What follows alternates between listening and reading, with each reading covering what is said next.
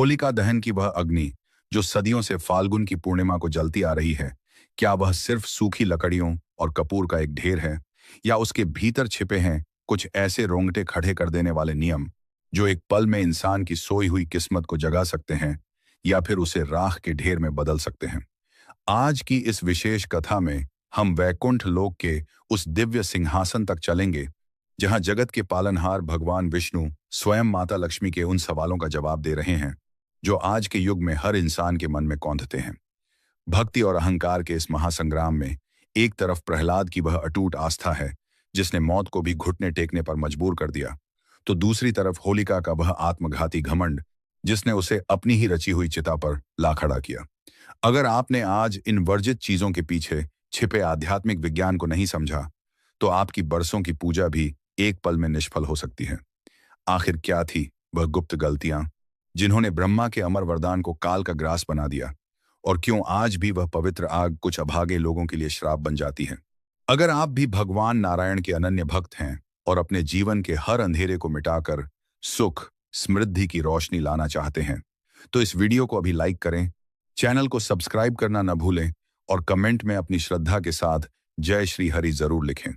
आप देख रहे हैं भक्ति ज्ञान की एक अत्यंत भावुक और ज्ञानवर्धक प्रस्तुति। समय का चक्र पीछे घूमता है, उस दौर में जब चारों दिशाओं में सिर्फ एक ही नाम का खौफ था, और वह नाम था दैत्यराज हिरण्य कश्यप। वैकुंठ लोक में जहां दुग्ध सागर की लहरें शेषनाग के चरणों को पखार रही थीं, वहां माता लक्ष्मी के चेहरे पर एक अजीब सी चिंता की लकीरें उभरी हुई थीं। भगवान विष्णु, जो भूत, भविष्य और वर्तमान के ज्ञाता हैं, उनके चेहरे पर वही चिर परिचित मुस्कान थी। उन्होंने धीरे से अपनी आंखें खोली और लक्ष्मी जी की ओर देखा। माता लक्ष्मी ने हाथ जोड़कर प्रश्न किया, हे प्राणनाथ, मृत्युलोक में होलिका दहन का पर्व आने वाला है, लेकिन क्या कारण है कि लोग इस आग की पूजा तो करते हैं पर फिर भी उनके जीवन के कष्ट कम नहीं होते? वह कौन से गुप्त विधान है जो इस अग्नि को इतना शक्तिशाली बनाते हैं, और वह कौन सी भूल है जो इंसान को बर्बादी की कगार पर ले जाती है? भगवान नारायण ने एक लंबी सांस ली और बोले, हे देवी, यह कथा केवल एक राक्षस के वध की नहीं है, बल्कि यह उन सूक्ष्म नियमों की है जो मनुष्य के कर्मफल को निर्धारित करते हैं। इस महागाथा की जड़ें उस समय गहरी हुई थी जब हिरण्यकश्यप ने कठोर तपस्या के बल पर ब्रह्मा जी को विवश कर दिया था।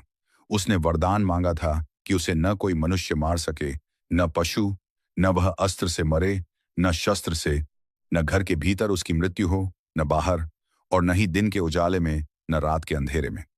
अहंकार का नशा जब इंसान की बुद्धि को भ्रष्ट करता है तो वह खुद को ईश्वर मान बैठता है। हिरण्यकश्यप ने सृष्टि के नियम को ही चुनौती दे दी थी, लेकिन उसी के महल की चहारदीवारी के भीतर उसकी पटरानी कयाधु के गर्भ में एक ऐसा दिव्य अंश पल रहा था जो अधर्म के इस साम्राज्य की ईंट से ईंट बजाने वाला था। जब देवराज इंद्र ने कयाधु का अपहरण किया तो उनका मकसद उस आने वाले शत्रु को खत्म करना था जिसे वह दैत्य का बीज समझ रहे थे। लेकिन नियति का खेल तो कुछ और ही था। रास्ते में देवर्षि नारद ने इंद्र का रथ रोका और उन्हें सत्य से परिचित कराया कि देवराज, इस गर्भ में जो बालक पल रहा है वह कोई साधारण बालक नहीं, वह स्वयं विष्णु का परम प्रिय भक्त होगा। नारद मुनि कयाधु को अपने आश्रम ले आए, वह पवित्र स्थान जहां हर पल वेदों की जच्चाएं गूंजती थीं। कयाधु वहां शांत भाव से बैठती और नारद जी के मुख से नारायण की महिमा सुनती थी। उन दिव्य शब्दों की ऊर्जा ने गर्भ में पल रहे नन्हे प्रहलाद के मन पर ऐसी छाप छोड़ी कि जन्म से पहले ही उसे आत्मज्ञान प्राप्त हो गया। यही कारण था कि जब प्रहलाद ने इस दुनिया में कदम रखा तो उसकी पहली पुकार पिता के नाम की नहीं, बल्कि जगत के स्वामी नारायण के नाम की थी। जैसे जैसे प्रहलाद बड़ा हुआ, हिरण्यकश्यप के भीतर का असुर जागने लगा। उसने अपने पुत्र को दैत्य गुरु शुक्राचार्य के पास भेजा ताकि वह राजनीति और छल कपट सीख सके। लेकिन प्रहलाद तो हर दीवार पर, हर पत्ते पर और अपनी हर सांस में सिर्फ विष्णु को देख रहा था। जब हिरण्यकश्यप ने प्रहलाद से पूछा कि उसने अब तक क्या श्रेष्ठ सीखा है, तो बालक ने निडर होकर कहा, पिताजी, सबसे श्रेष्ठ है भगवान विष्णु का नाम लेना। यह सुनते ही सभा में सन्नाटा पसर गया। हिरण्यकश्यप का चेहरा क्रोध से तमतमा उठा। उसने तय कर लिया कि जो पुत्र उसके दुश्मन की पूजा करे, उसका जीवित रहना उसके साम्राज्य के लिए खतरा है। शुरू हुआ अत्याचारों का वह सिलसिला जिसे सुनकर आज भी रूह कांप जाती है।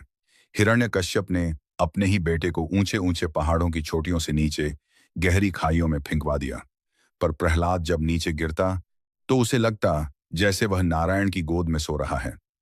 उसने प्रहलाद को भूखे और अत्यंत विषैले सांपों से भरी कोठरी में बंद कर दिया, लेकिन उन सांपों ने डसने के बजाय प्रहलाद के शरीर पर फूलों की माला की तरह लिपटना पसंद किया। पागल हाथियों को उसे कुचलने के लिए छोड़ा गया, पर प्रहलाद के तेज को देखकर वे गजराज भी नतमस्तक हो गए।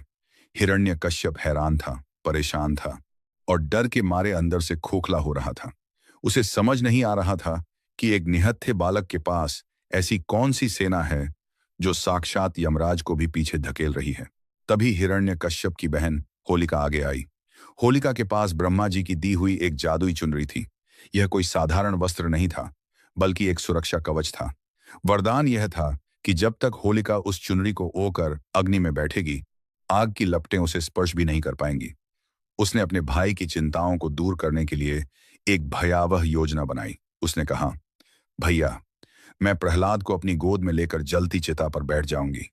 मेरा कवच मेरी रक्षा करेगा, लेकिन यह विष्णु भक्त वहीं जलकर राख हो जाएगा।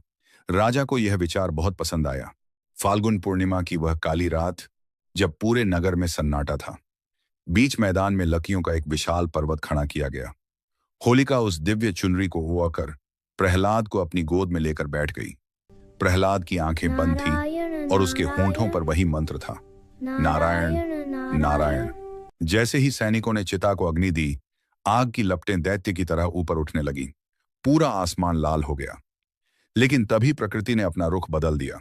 अचानक एक तीव्र आंधी चली, इतनी तेज कि होलिका के शरीर से वह सुरक्षा कवच, वह दिव्य चुनरी ऊं गई और जाकर प्रहलाद के शरीर को पूरी तरह ढक लिया। होलिका की चीखें उन लपटों के शोर को चीरने लगी। वह तड़पने लगी। उसे एहसास हुआ कि आग उसे जला रही है। तब आसमान से एक गूंज उठी कि हे होलिका, इस वरी तूने अपनी शक्ति का प्रयोग एक निष्पाप बालक के विनाश के लिए किया है। वरदानों की गरिमा तभी तक रहती है जब तक उनका उपयोग धर्म की रक्षा के लिए हो। अहंकार ने तुझे अंधा कर दिया था और अब यही अग्नि तेरा अंत करेगी। देखते ही देखते होलिका जलकर भस्म हो गई और जब आग शांत हुई तो राख के उस ढेर के बीच से प्रहलाद मुस्कुराते हुए बाहर निकला, जैसे वह अभी अभी स्नान करके आया हो। 2000 भस्म हो गई और 6। भगवान विष्णु ने माता लक्ष्मी को बड़े ही गंभीर स्वर में समझाते हुए कहा कि हे देवी, उस ऐतिहासिक घटना के बाद से ही होलिका दहन का दिन मनुष्य के लिए एक परीक्षा की घड़ी बन गया है। आज भी लोग श्रद्धा से इस आग की पूजा करते हैं, लेकिन अनजाने में कुछ ऐसी गलतियां कर बैठते हैं जो उनके पुण्य को पाप में बदल देती हैं। भगवान ने बताया कि पहली वर्जित चीज है टूटा हुआ या बीज से खंडित गन्ना। लोग अक्सर बाजार से कुछ भी खरीद लाते हैं, लेकिन गन्ना वंश की बेल का प्रतीक है। अगर आप टूटा हुआ गन्ना आग में डालते हैं तो यह आपके परिवार की प्रगति में दरार पैदा कर सकता है। शास्त्रों में हमेशा पूर्ण और सजल गन्ने की बलि देने का विधान है। दूसरी गुप्त चेतावनी जो नारायण ने दी वह थी जल वाले नारियल को लेकर।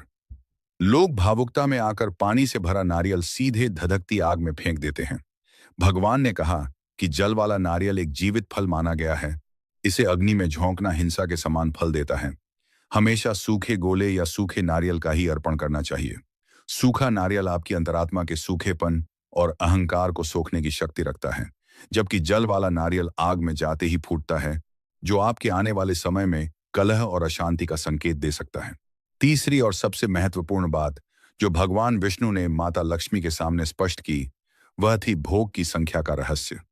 घर की रसोई में बनी शुद्ध मिठाइयां, विशेषकर गुजिया, जब आप होलिका माता को चढ़ाएं तो उनकी संख्या पर विशेष ध्यान दें। कभी भी 3 की संख्या में भोग न लगाएं। 3 की संख्या को ज्योतिष और शास्त्रों में तिघा यानी काम बिगाड़ने वाला माना गया है। यह संख्या विच्छेद का प्रतीक है। हमेशा 2, 5, 7 या 11 की शुभ संख्या में ही पकवान चढ़ाएं ताकि आपके घर में लक्ष्मी का स्थायी वास बना रहे। भगवान ने आगे बताया कि जो भक्त इस दिन नई फसल की बालियां जैसे गेहूं की बालियां या हरे चने का अर्पण करते हैं, उनके भंडार कभी खाली नहीं होते। यह अग्नि आपके साल भर के बुरे भाग्य को जलाने की क्षमता रखती है। लेकिन याद रहे, पूजा के समय आपके मन में प्रहलाद जैसी निश्चल भक्ति होनी चाहिए, न कि होलिका जैसा प्रदर्शन। जो स्त्री या पुरुष इस पवित्र अग्नि की परिक्रमा करते समय अपने मन के विकारों को छोड़ने का संकल्प लेते हैं, उनके जीवन से दरिद्रता हमेशा के लिए विदा हो जाती है। माता लक्ष्मी ने जब इन रहस्यों को जाना तो उनका हृदय करुणा से भर गया। उन्होंने प्रभु से प्रार्थना की कि हे नाथ, जो भी मनुष्य आपकी इस कथा को सच्चे मन से सुनेगा और इन सावधानियों का पालन करेगा, आप उसके घर में सदैव निवास करना। होलिका दहन की यह रात साधारण रात नहीं है, यह सिद्धियों की, संकल्पों की और स्वयं के भीतर झांकने की रात है। प्रहलाद की कहानी हमें यह संदेश देती है कि जब पूरी दुनिया आपको जलाने पर उतारू हो, तब भी यदि आपकी डोर नारायण के हाथ में है तो मौत भी आपका बाल बांका नहीं कर सकती। आज भी जब हम होली के रंगों में डूबते हैं तो हमें याद रखना चाहिए कि यह रंग तभी खिलेंगे जब हमारे भीतर की कड़वाहट जलकर राख हो जाएगी। होलिका का जलना इस सत्य का प्रमाण है कि अन्याय की उम्र बहुत छोटी होती है। भगवान विष्णु की यह दिव्य वाणी हमें सिखाती है कि धर्म के मार्ग पर चलने वालों को भले ही परीक्षाएं देनी पड़ें, लेकिन अंत में जीत उन्हीं की होती है। इस पावन गाथा को सुनने के बाद अपने जीवन की हर चिंता को उस नारायण को सौंप दें जिसने प्रहलाद को आग में भी शीतल रखा। शास्त्रों के इन सरल नियमों का पालन करें और विश्वास रखें कि आपकी भक्ति ही आपकी सबसे बड़ी ढाल है। आने वाला यह पर्व आपके जीवन में खुशियों के ऐसे रंग भरे जो कभी फीके न पड़े। जय श्री हरि।